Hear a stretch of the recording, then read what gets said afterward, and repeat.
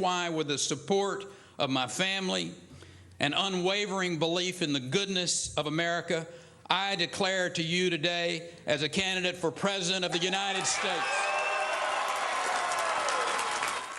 And just like that, Texas Governor Rick Perry has thrown his name into the ring. So where does he fit in with the rest of the 2012 crowd? Joining us live with his insight is Sean Theriault, an associate government professor at the University of Texas. Professor, thanks for joining us today. No problem. In the words of my governor, howdy. All right, yeehaw. All right, let's talk about what he does, because he definitely brings a different energy to this race. He's going to shake things up a bit. Who stands to be hurt most by Perry getting in? I think it's going to be a real contest between Governor Perry and Congresswoman Michelle Bachmann for the heart and the soul of the Tea Party here in the next couple weeks.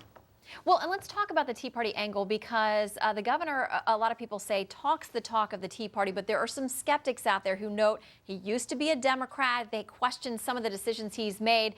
So as much as he gets criticism for being aligned with the Tea Party, there are some within the Tea Party who aren't even convinced he's one of them.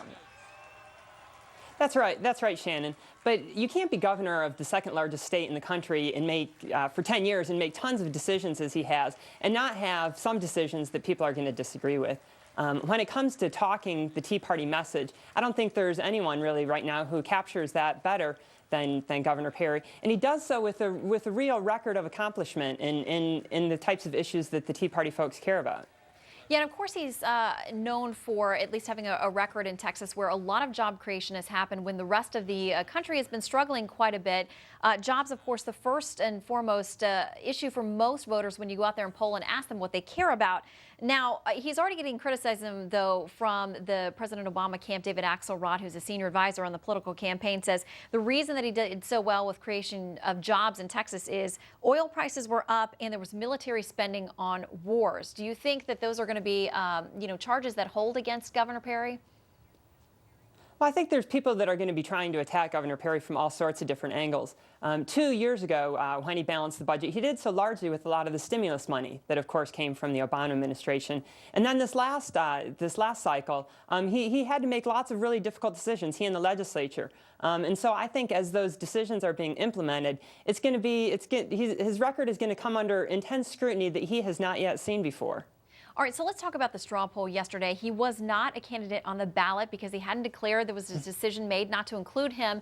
But yet, from a write-in perspective, he came in and stormed to, I believe, 6th place, beating out people like Romney, like Gingrich, others who have invested a lot of time and effort here. You could see he comes in there ahead of 4 people who have already said they're definitely in and were already there in Iowa campaigning and doing their thing.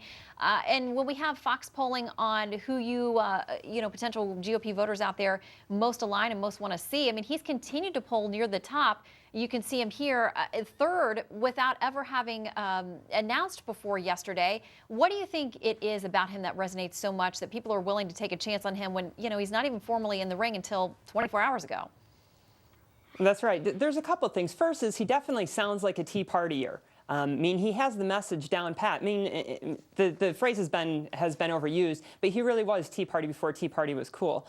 And the second thing is that people right now can put all sorts of different things into who they think Rick Perry is, because he's such an unknown quantity nationally. Of course, people know about his jobs record, and he's been governor for 10 years. And of course, we here in Texas know him pretty well. But nationally, people are putting all of their hopes and aspirations into Rick Perry. And as soon as he starts making decisions, as soon as some of the decisions that he's made starts getting scrutinized, I think you might not be surprised to see that his negatives would go up a little bit. Although he's also going to be out on the campaign trail. And as lots of candidates here in Texas can attest, when Rick Perry's on the campaign trail, he usually does a pretty good job and succeeds at what he tries to accomplish. Professor Theriault, thanks so much for weighing in from Texas. We appreciate it. No problem, Shannon. Thanks for having me on.